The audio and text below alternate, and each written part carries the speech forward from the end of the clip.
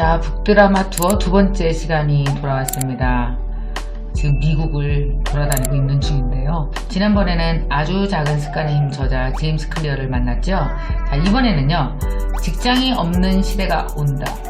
저희 채널에서 벌써 거의 70만 이상의 조회수를 기록한 그런 책입니다. 바로 이 책의 주인공 세라 캐슬러를 만나러 갑니다. 어디냐고요? 시카고로 갑니다. 정말 눈이 많이 왔었어요. 한방눈이 펑펑 쏟아진 그날 추운 겨울바람을 뚫고 가서 세라 캐슬러가 일하고 있는 사무실로 찾아갔습니다. 자, 세라 캐슬러는요, 미국의 잡지 편집자와 기자로 일했던 미국의 칼럼니스트이자 전 세계에서 가장 주목받는 미디어 스타트업인 쿼츠의 부편집장으로 있습니다. 일의 미래에 관한 기사를 꾸준히 쓰고 있는 젊은 언론인이죠. 그녀의 책인 기익드가 한국에서는 직장이 없는 시대가 온다라는 제목으로 출간이 됐는데요. 올해 북드라마에 제가 4월에 소개해서 무려 78만 회의 조회수를 기록하기도 했습니다. 자, 그만큼 앞으로 우리가 일하는 환경과 모습이 어떻게 달라질지 미래 전망에 대한 사람들의 관심이 상당하다는 얘기입니다. 자, 이 책을 쓴 저자는 과연 어떻게 생각하고 있을지 직접 듣기 위해서 이곳 시카고까지 머나먼 길을 달려왔어요. 자, 세라 캐슬러와의 인터뷰 지금부터 시작합니다. So, welcome to my show. This is MK Show. So my name is MK King. Your name is? Sarah Kessler. Sarah Kessler. We are in Chicago. Tell me about Chicago. Chicago? Okay. Yeah. Chicago is a city in the United States. Okay. To start out That's with. right. I really like it here. It's snowing right now, but it's a great place. Okay. So could you introduce yourself a little bit? Because many Korean readers know about your book, but they don't have much information about you. So tell me about it. So I'm a journalist, and I've worked for a bunch of different science and technology publications over the last 10 years, and have pretty much been writing about the gig economy the entire time in different contexts. So when did you write this book, Gig Economy? Gig. So it took me, I think, 3 or 4 years. And I started, I must have started in 2014. Okay. But some of the things in here I was reporting on before that. Okay. The first keyword is about your first interest. So I want to ask you about, could you tell me how did your interest in gig economy first start?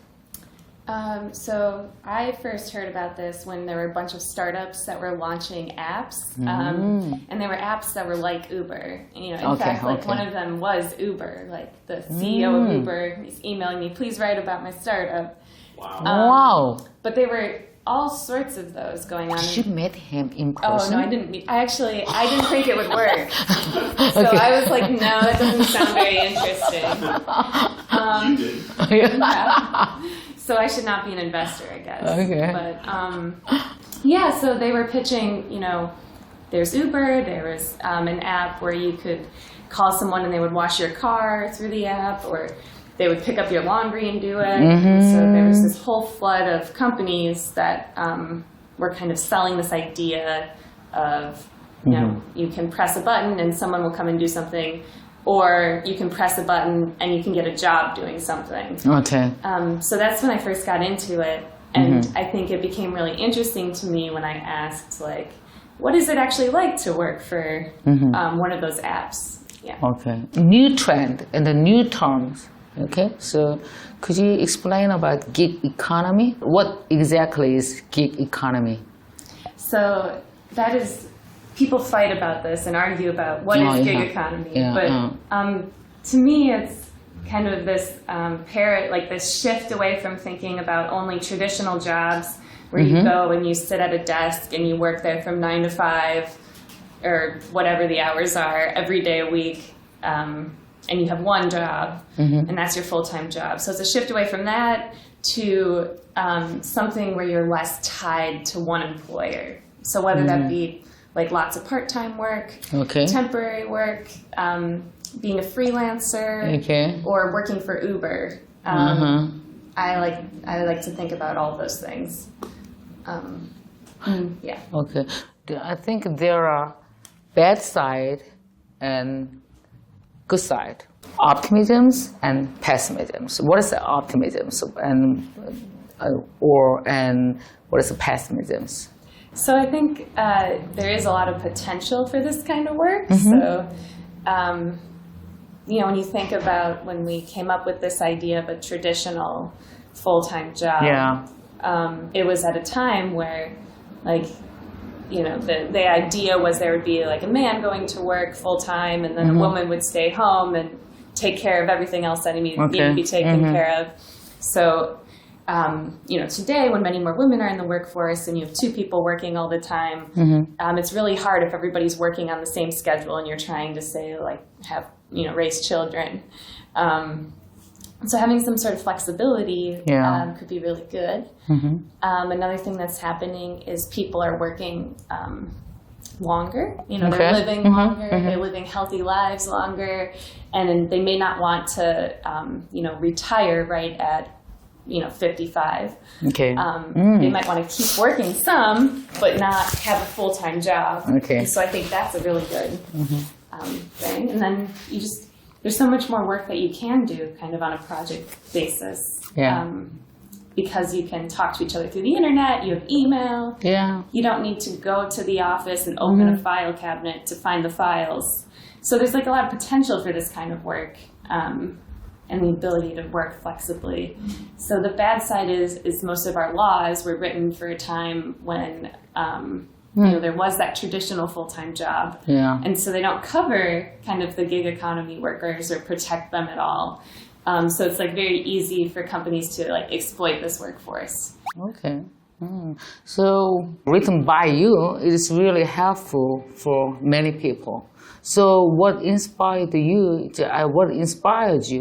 to write this book? I think I wanted to. So everybody was talking about the gig economy like it was one thing. Either it was really, really good or really, really bad. Okay. And nobody was talking about, very few of those people talking about the gig economy were people who were working in it and actually doing the work. So I wanted to show how the experience is different for different types of people in different situations. And also most of the book is kind of the stories of those people and told kind of through the workers' perspectives. Okay. Let's talk about the Curtis. Curtis and Christy. Okay. I think it's really good case. This is a good model to understand of this gig economy. So let's talk about Curtis first. So could you read one part of your book? It's on page 26. You talk about Curtis. I checked from here to here. All right. Okay. Could you read with your voice? Okay. On a Friday in September, Curtis poked his head into his boss's office and told her that he was quitting to join the gig economy.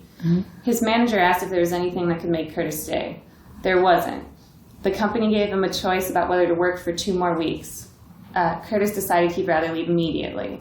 On his way out, he stopped at the company cafeteria and filled his backpack with free peanut butter bars, jalapeno chips, and a shit ton of oatmeal packets. Cute Curtis. Liberal snack offerings had always been the best part of his job. The next day, a Saturday, Curtis ordered his usual Starbucks coffee and got to work. He was free. Many freelancers, they really like working in Starbucks, right? Yeah, I the Starbucks really hate it, you know that? Yeah, I agree. You can tell. I saw the Ellen show. She's talking about Starbucks. There are so many people, and then they have notebook, laptop, and they're working 8 hours in Starbucks. Okay. Never buy anything.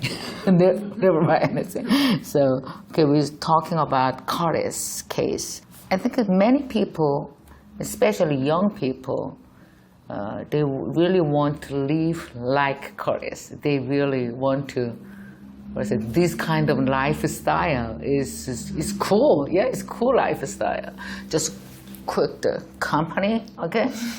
Okay, this is my last day for this workplace, okay, this company. Then he quit their job and going to Starbucks, have a laptop, and then working for 3-4 hours, and going to gym and running and some. Okay, so there are so many people who really want to work or live like Curtis. So tell me more about Curtis a little bit. So Curtis, as you read, he was really bored at his job, and he felt like he wasn't able to try new things or anything. So, but he was a software programmer and had kind of these coding skills, which are super in demand. And so he was being paid very well and had savings that he could live on. So when he quit his job, there was like demand for his skills. Okay. He had no problem getting jobs and work on a steady pace. And then also, it didn't matter that there was no minimum wage law or that there were no health insurance in the gig economy, because he had enough money where he could, buy health insurance. Yes, right. That's the point, yeah. Or like if he wanted to take a day off, he could live on his savings, and it didn't mean he couldn't buy groceries. So that is a situation that exists in the gig economy, and it looks really good, but it's only available to a certain, privileged person. Okay. And often, kind of when people are selling the idea of the gig economy, they talk about it like that will be the case for everyone. Everyone can just quit their job and, work from Starbucks. They're gonna be big trouble then, yeah? There's no privilege or no ability to control this economy. But Curtis have a really good ability to control everything. Exactly. Big engineer. Then he could work everywhere. If he has only laptop, then he could access to any company. Yeah. So, we compare that to something like driving for Uber, which it's the same pitch. Like you can have freedom and you can work whenever you want. But really, like Uber pays you a lot more if you drive, in evenings right after people get off of work, or on weekends during times people are leaving bars. And so you have to work at certain times if you want to make a lot of money. And you can't work from anywhere. You have to be in your car and you have to go where Uber tells you to go. So it's like a very different thing, actually. Okay, right. Yeah. So let's talk about the Christy. I really love Christy's story. Yeah, she's a housewife, yeah? Yes. Did you meet her? Yes. Oh, tell me about the story about Christy. So Christy lives in Toronto and had always worked inside of the home, doing various odd jobs, basically, and taking care of her kids. And then her husband lost his job, in the recession when a lot of people were losing their jobs. And she thought, I have to make money, but I don't really have a resume, to go get a job. So I'm going to try to make money on Amazon Mechanical Turk. And Amazon Mechanical Turk is like this platform on the internet where people post very small, itty-bitty jobs, which might just be labeled this picture. Tell me if this picture has a cat in it, or which is something that people need in order to train artificial intelligence. Yeah. If that makes sense.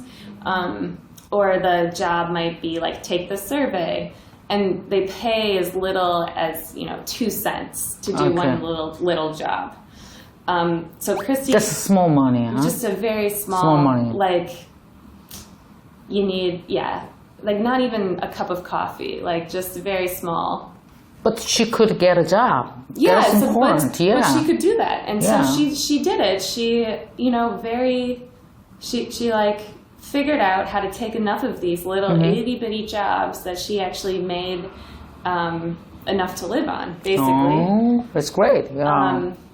But it was very hard for her to do that. She would, and she had all these kind of hacks, these tricks that she used to find the best work. If there were certain people who posted who she knew she liked working with, for instance, an alarm would go off. so that she could, wherever she was in her house, she could like run and Oh my make sure God. she didn't miss it. Okay. You know, it's a lot of clicking, this kind of work, often on the keyboard, and so like her whole arm. Oh my God. But she couldn't take a break. Okay. Because she couldn't afford not to work, and she didn't have insurance that would cover, you know, like her prescriptions if she were to get surgery, those kind of things. But I would say this is the really great first step to work for her. Yeah. So if she didn't have any experience to get a good job, then it's going to be a first step. She work in gig economy, and then she's gonna just stay home and working, and then she's gonna get some money from that, and then she's gonna move to the next step. Yeah. That's the hope. Yeah. So I have many subscribers on my YouTube channel, and then there are all women and housewives in their 30s, 40s, 50s. So that's why they really like your book. So could you any advice or could you any good advice, good hope to Korean viewers, especially housewives? Yeah, I think you're right that there is a lot of opportunity like in the gig economy for people who need to be at home for whatever reason or don't want to work full time, you know, for whatever reason. And you know, the internet makes it so much easier. Yeah. Because you can have jobs, you know, from around the world, you know, doing work from your home. In terms of advice, I would say it's like important to do research about the website that you're getting work from, and like hear what other people have to say about their experience working. Because often you might find out something, you know, later that you didn't realize before, like, oh, they take this fee when they pay me, so I don't actually get the amount that the job says it is. One thing Christy did that was really good is she found like an internet forum where people helped each other and gave each other advice, which was really worked well for her, I think. So what do you think? This gig economy is become bigger or smaller in the future? I think it will become bigger in the future because companies want to hire people this way because there's so many, it's so much more expensive to hire employees for full-time work. So companies really want to do this. Okay. 자, 여러분,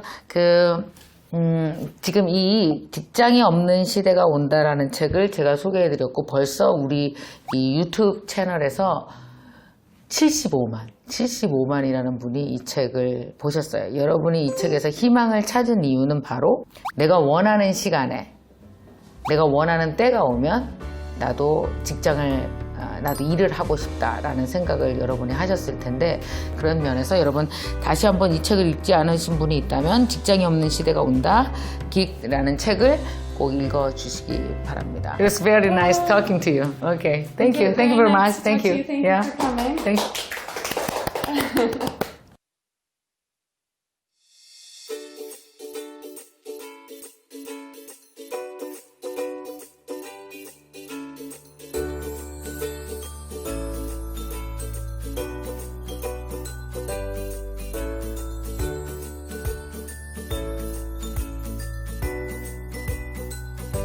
짠! 자, 여러분 보십시오. 이게 믿어지십니까? 싸놓으니까 대단하죠. 이게 지난 12개월 동안, 지난 1년 동안 저와 여러분이 함께 읽은 책입니다. 야, 진짜 많다, 그지? 북드라마를 시작한 지 1년 조금 넘었잖아요, 이제. 이번 주에 소개하는 행복한 이기주의자. 다음 주에 소개하는 코스모스와 좋은 생명체로 산다는 것까지 하면요. 총 몇 권인지 아세요? 54권입니다.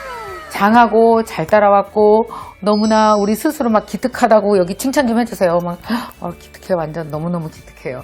자, 그래서 여러분 이렇게 54권을 함께 읽은 여러분과 함께 그냥 지나갈 수 없잖아요. 그래서 제가 지금부터 이벤트를 좀 하려고 합니다. 100만 원을 쏘겠습니다. 25만 원씩 4분에게 드리도록 하겠습니다. 되게 쉽습니다. 이거 다 읽고 독후감 쓰고 이런 거 아니고요. 우리 재밌는 걸로 한번 가볼까요? 저는 이렇게 찍겠습니다. 양쪽에 성을 쌓은 후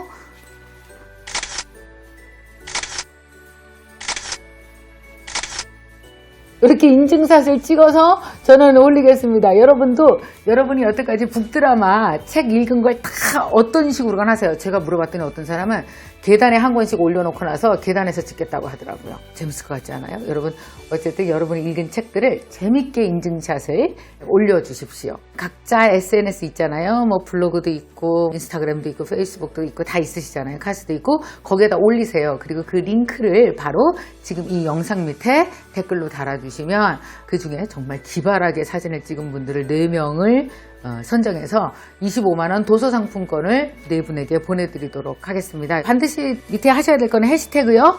북드라마 그리고 김미경TV 북드라마 인증샷 이벤트 이렇게 아래 설명글에 다 나갈 거니까요. 걱정 마시고 쭉 찬찬히 읽어보시고 나서 북드라마 인증샷 이벤트 다 참여해 주시기 바랍니다. 자, 기간은요.